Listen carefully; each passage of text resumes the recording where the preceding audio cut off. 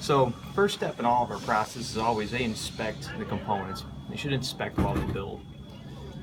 So remove this rack tab.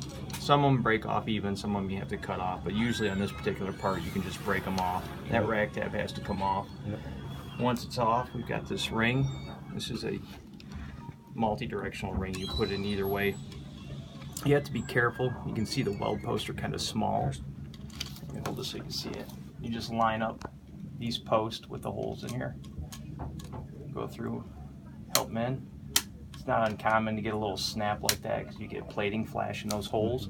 But once you get the ring in, you want to make sure none of them snapped off. Put the lens on. And the trick to putting these lenses on is don't force them in because it's a tight fit. We tell people just kind of tap them back and forth and they'll fall right in. And then they go in the machine. It runs a pair at a time. So you get them in the machine. Once they're in the machine, you drop your niblet in there. That lines right up like that. Hit your button and off you go. And the machine will weld all these heat stakes down all one shot and you'll end up with a completed part. And part of our process is we date stamp them with the shift and the date, so we've got some traceability on it. Okay. That's pretty much it for that part.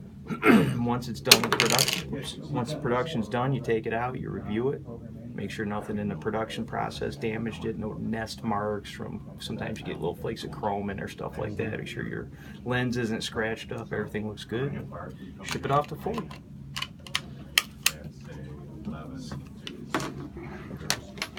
Now you said machine. Yeah, we run these in a one-up press, which is just a standard. It's got a shuttle with the nests in it. Now is that something that we're bringing to Work Skills, or? That I don't know. I had to ask, or I had to find out.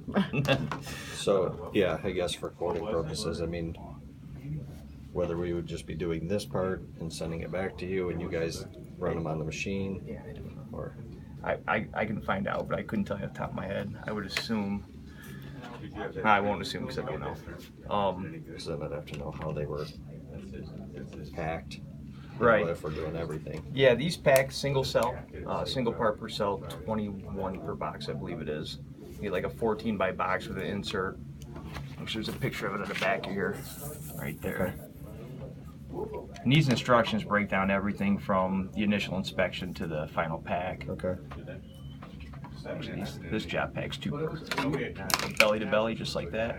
So it'd be 39 a box. The center row has 1 part per. Okay.